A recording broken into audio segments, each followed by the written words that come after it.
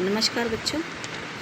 पिछले 2 वीडियो में हमने मृदुला गर्ग द्वारा लिखित पाठ अर्थात गद्य पढ़ा मेरे संग की औरतें। उसमें हमने मृदुला गर्ग के आसपास में रहने वाली महिलाएं अर्थात दादी, नानी, माँ, बहनें आदि के बारे में पढ़ा।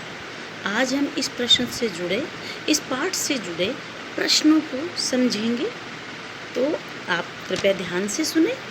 पहला प्रश्न है, लेखिका ने अपनी नानी को कभी देखा नहीं, फिर भी वो उनके व्यक्तित्व से क्यों प्रभावित थी। पाठ में जैसे हमने पढ़ा है कि वो बहुत प्रभावित थी अपनी नानी के व्यक्तित्व से। तो बच्चों, लेखिका ने भले ही अपनी नानी को नहीं देखा, पर वो अपनी माँ, पिताजी आदि से उनके बारे में बहुत कुछ जान गई थी। लेखिका ने अपनी नानी के व्यक्तित्व से प्रभावित होने के कारण क्या क्या थे? वे थे, लेखिका की नानी अपनी बेटी अर्थात लेखिका की माँ की शादी आज़ादी के सिपाही से करवाना चाहती थी। इसके कारण उनका स्वतंत्रता के लिए जुनूनी होने का भी पता चलता है। लेखिका की नानी को अपनी बेटी की हमेशा चिंता रहती थी। वो ममतामयी माँ थी। नानी की विशेषताएं बता रही हूँ मैं। अब है, उनकी नानी पर्दानशी महिला थी, अनपढ़ थी, परंपरागत ढंग से रहने वाली महिला थी, पर फिर भी वे निजी जीवन में अर्थात अपना स्वयं का जीवन अपनी मर्जी से जीती थी और खुद के अपने अच्छे ख्याल थे उनकी नानी स्पष्टवादिनी महिला थी। उन्होंने बिना किसी संकोच के अपने मन की बात स्वतंत्रता सेनानी प्यारेलाल शर्मा जी से कही, जिसे सब सुनकर दंग रह गए। एक पर्दानशी अर्थात वो पर्दा भी किया करती थी, फिर भी वो अपनी बात कहने का मादा रखती थी। वे किसी की निजी जिंदगी में हस्तक्षेप नहीं करती थी, वे भले ही लेखिका की नानी ही क्यों न हो। अर्थात लेखिका की नानी की ये विशेषताएं हैं। तो अब है, लेखिका की नानी की आज़ादी के आंदोलन में किस प्रकार से भागीदारी रही। प्रश्न नंबर 2 है कि किस प्रकार से नानी ने आज़ादी के आंदोलन में भागीदारी दिखाई।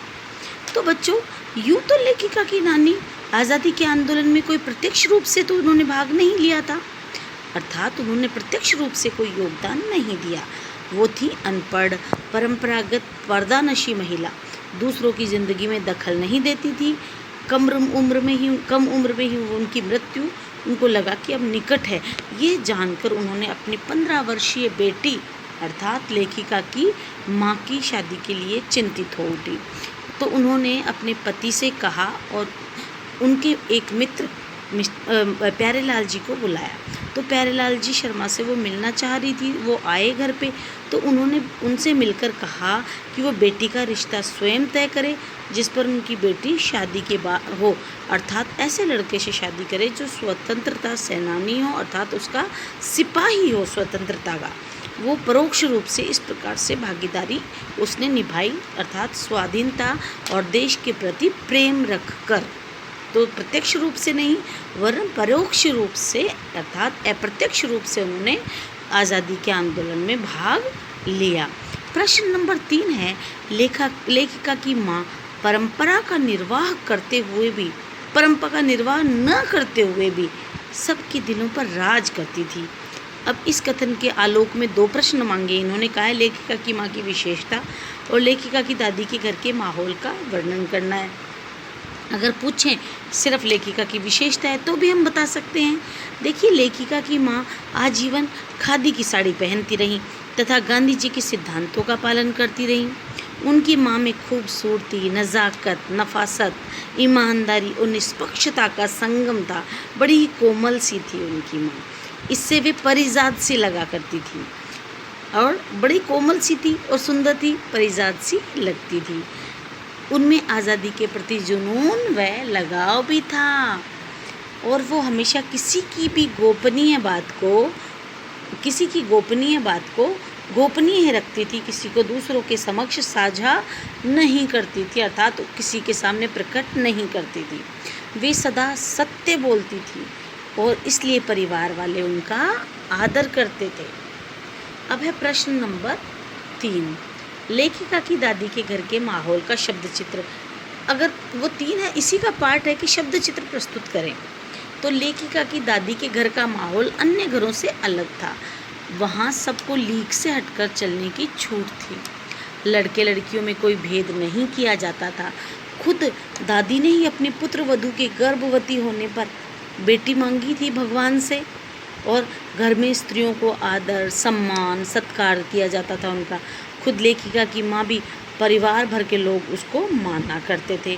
परिवार का वातावरण धार्मिक था। स्वयं दादी नियमित रूप से मंदिर जाया करती थी। उनके परिवार में साहित्यिक माहौल था। लेखिका की माँ पुस्तकें पढ़ने, चर्चा करने, संगीत सुनने में समय बिताया करती थी।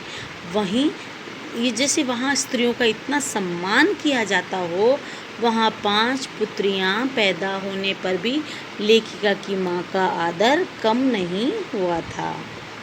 ये उनके घर का माहौल है। अब प्रश्न नंबर 4, आप अपनी कल्पना से लिखिए कि परदादी ने पतोहू के लिए पहले बच्चे के रूप में लड़की पैदा होने की मन्नत क्यों मांगी।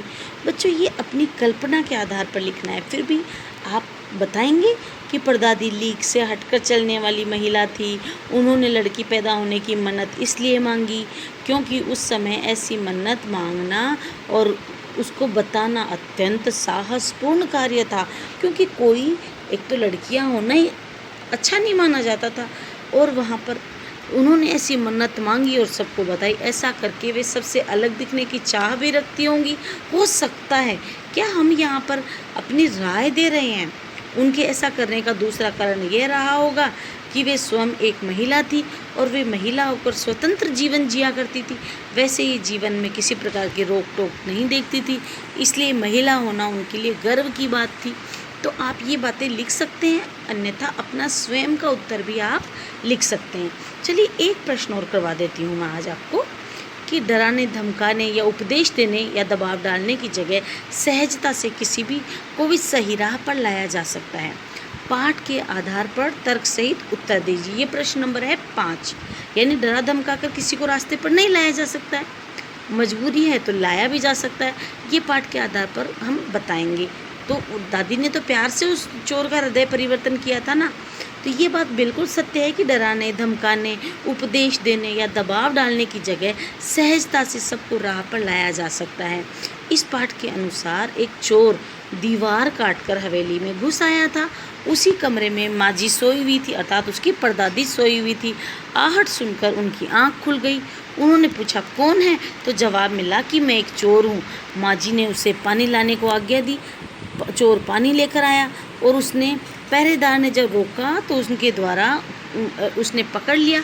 फिर माँ जी ने लोटे का आधा पानी खुद पिया और आधा पानी उस चोर को पिला दिया। तो ऐसे कहा कि आज से हम माँ बेटे हुए, तू चाहे चोरी कर अथवा खेती।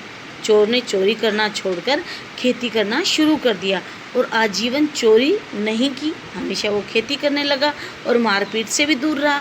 तो अर्थात अगर दादी उसके साथ मारपीट करती और उस पर इल्ज़ाम लगाती तो शायद वो सुधरता नहीं, मारपीट करता, वहाँ पर भी हिंसक माहौल बना देता। तो इसलिए किसी को प्यार से भी रास्ते पर लाया जा सकता है। तो बच्चों, कुछ प्रश्न बचे हैं, वो मैं अगले वीडियो में बताऊँगी। धन्यवाद।